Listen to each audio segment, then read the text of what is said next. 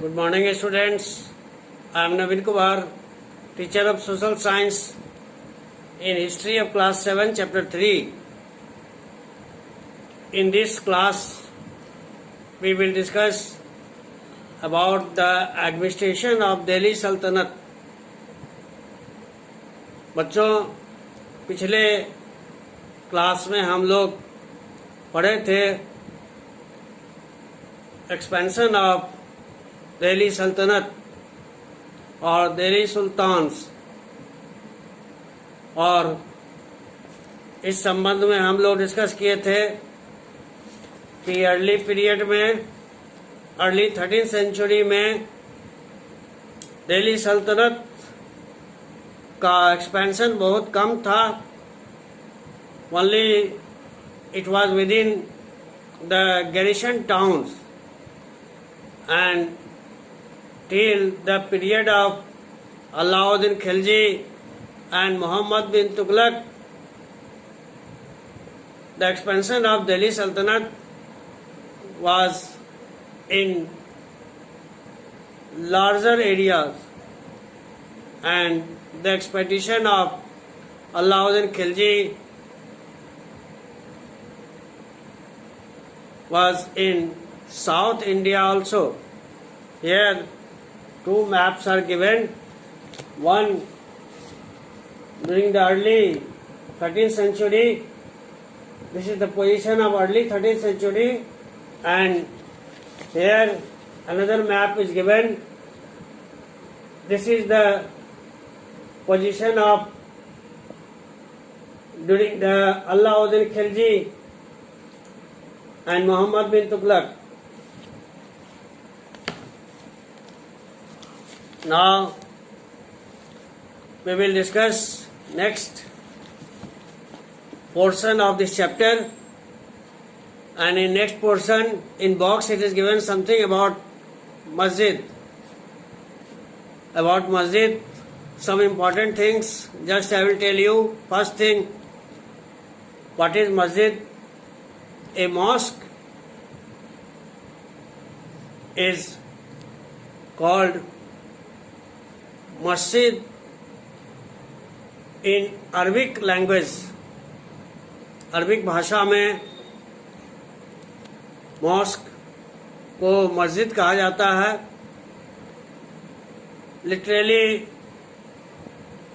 it is a place where Muslims offered their prayer to Allah.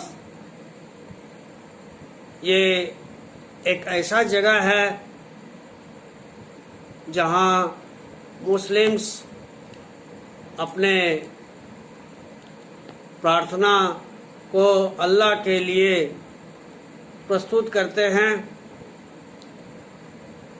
And during the Muslim ruling in India, a lot of big mosques or masjids were constructed to show the power of ruler and to unite, to collect Muslims. These were the important purposes. Something more is given about masjid under this topic. You should read carefully this portion. From this portion, objective questions may be given to you. Now, today we will discuss next topic, that is the administration of Delhi Sultanate. Delhi Sultanate was a vast kingdom, so it needed reliable governors and administrators. Rather appointing the aristocrats and landed chieftains as the governors,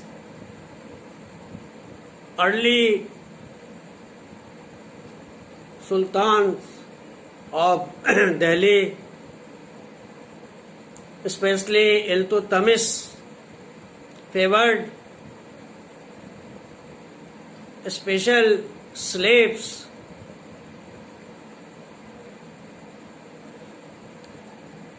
purchased for military sector called Bandagan in Persian. They were trained carefully. Most of the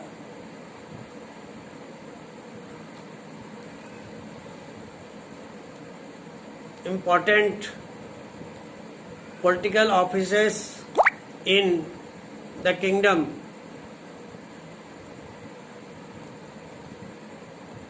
these Bandagans were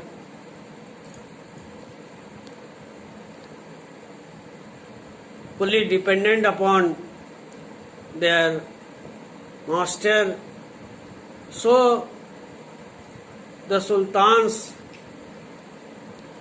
could trust and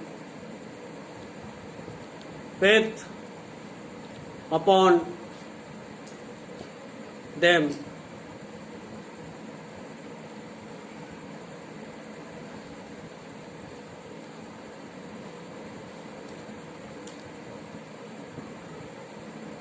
Khalji and Tughlaq rulers also used Bandagans, and they also raised people of the humble birth who were generally their clients, slaves, and clients were loyal to their master and patrons, not their heirs or successors. So, new sultans or later sultans had their new slaves or servants, and in this way, in later period,